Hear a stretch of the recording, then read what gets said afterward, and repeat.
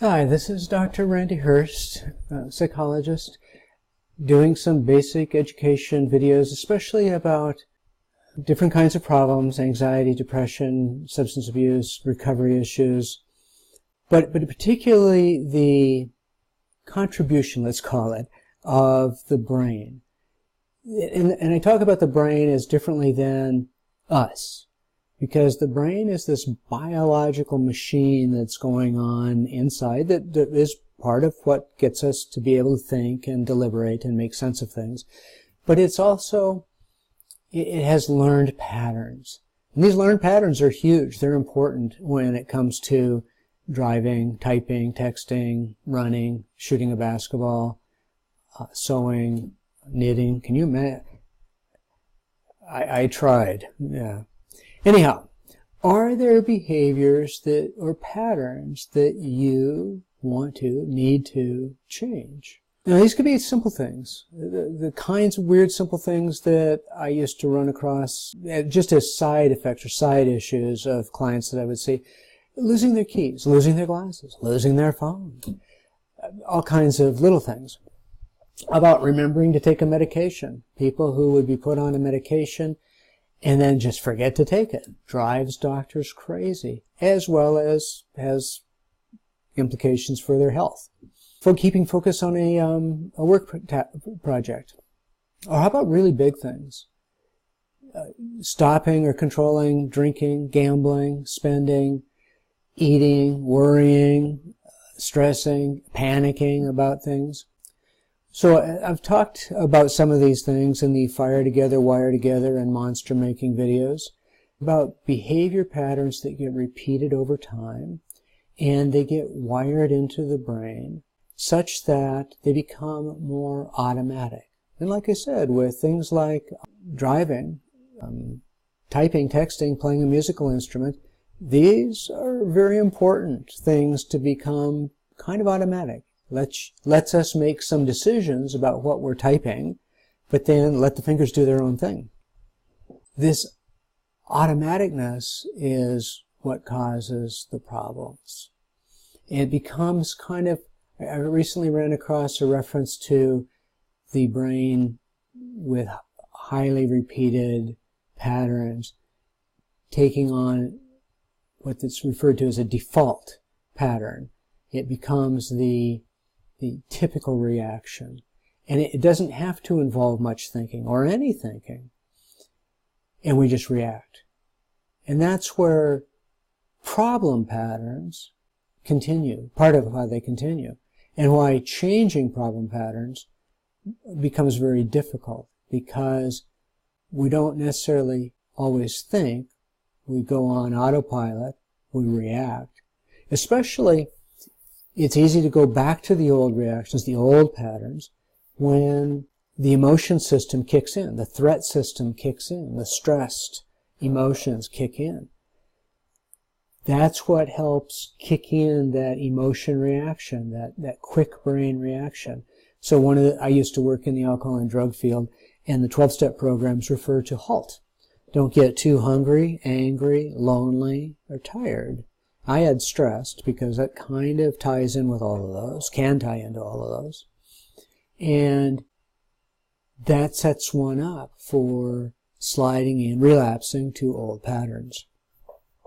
So, years ago, I was running a treatment program up in Anchorage, and I had seen a made-for-TV movie, American Playhouse, I think, and it was a movie called Some Men Need Help with Treat Williams and Philip Bosco. Great movie. I'm not sure you could get it. I guess it's available for rent and maybe on one of the online services. And it mostly would fit if you're interested for somebody that they know where there's a drinking issue. But I think it could be translated to other kinds of things, although it's about a particular crisis in this man's life. And the neighbor, who is kind of almost in 12-step language, and almost like a sponsor, but really almost like a guardian angel, because he seems to know way too much. And he seems to always be there when he's needed. So I haven't quite figured out what the author's intent was, but this neighbor, keeps referring to intentional change, you need intentional change. And I love that because it fits so well with the wired together, fire together, wire together idea. In order to overcome default reactions, in order to overcome that flow that just, boom, happens without our thinking, the idea of making intentional changes is an idea of stepping back, going into the day, going into new situations with the plan of what am I going to do? Being intentional, being deliberate. Or if we react, to be able to step back, and there's one of my videos, Deliberate or Deliberate, talks about, do we react in a thoughtful way always? And the answer is absolutely not. All kind of research says, no, that doesn't happen. But can we step back and deliberate? Well, that's really what the front of the brain is about. The thinking brain associates all kinds of things, but the main thing is, apart from the reaction, the quick reaction, it helps us to be able to say, as a kid, maybe, well, what would our parents think? Well, what would the teacher think? What would the boss think? What kind of trouble could I get into? We don't go through that laundry list all the time, but there is a kind of stopping and saying, what's good in the long term? Hopefully. People who just react at the moment with the gut feeling can get themselves into a lot of trouble. So, especially if they've gotten into a pattern of problem behavior that's damaging relationships, friendships, marriage, or other significant relationship, work, health, legal situation, job situation. So to be able to stop and go, wait a minute, what should I be doing here? Help remember to make a deliberate decision about what you're doing. What you're really doing by doing this is rewiring a new circuit in the brain that in these situations, you're going to do this new thing. And that helps over time to make that circuit get stronger. And it has to do battle with the old circuit. The old circuit that may have been there for years to decades can be a hard one to do battle with. So that's the one that's kind of the default, the automatic. And to be able to, whoop, stop, no. Just know that if you are making a deliberate change, is that it never happens as fast as we want. It's not like a decision and then you're different now. It's more like a remembering to make a decision many, many times, doing differently, because it's not the decision, it's not the thought, it's the doing that does the rewiring. That's the key. And just be patient. It always takes longer than one wants. Does it have to? No, there's some people who really seem to get it. But what they're getting is that they always do the new thing. They always do what the new person is. And some of them say, oh, it was easy. But in my experience, it's not easy for most people. And it really does take a level of stopping and thinking what the new thing is. And by doing that, you're doing the rewiring, and let yourself notice. Take stock at the end of the day. How did I do? Pat yourself on the back for remembering.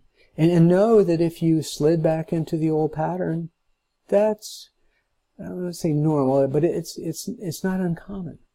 It's the way we're kind of wired.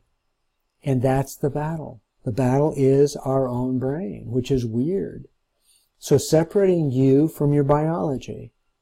And when people get that it's my biology that's part of the issue, not me, especially if I'm really focused on, I really want to be different. I want to feel different. Just know that your biology gets in the way of that. It'll get better. It just won't happen as fast as you want. So, intentional change. Remember that. And focus on what it is. And set up for specific goals. What do I want to, where do I want to be? What do I want to be doing regularly by next month? Well, what about by next week? Well, what am I going to do tomorrow?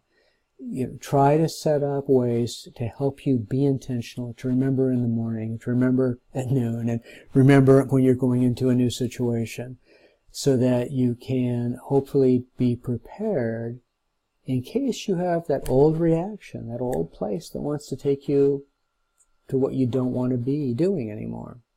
General stuff right now. I'll talk about particulars later.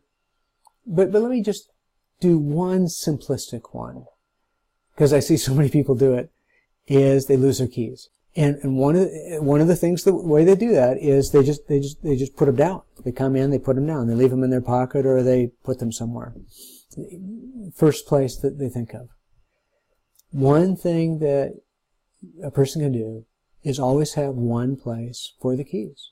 And I tell you, look at the shower video, because you'll see how hard it can be to remember to take them out of my pocket and put them in that place. But it's one of those things that over time, it's so gratifying to always know where your keys are. And it's also so easy to not think about it, do the old pattern, and just put them down. And to recognize that you're not deciding to do that. That's the old pattern. Medication. I used to have people do this with medication, where they pick something that they always do. They always have a cup of coffee first thing in the morning. They always brush their teeth. Put their medication bottle right beside the coffee pot or cup, or by toothbrush, toothpaste, as a way of helping to make it more intentional, as a reminder to do the new thing. Great way to break an old pattern. But just, again, knowing it doesn't do it. Doing it helps do the rewiring. We'll talk about other stuff in other videos. Thank you. I hope you're enjoying.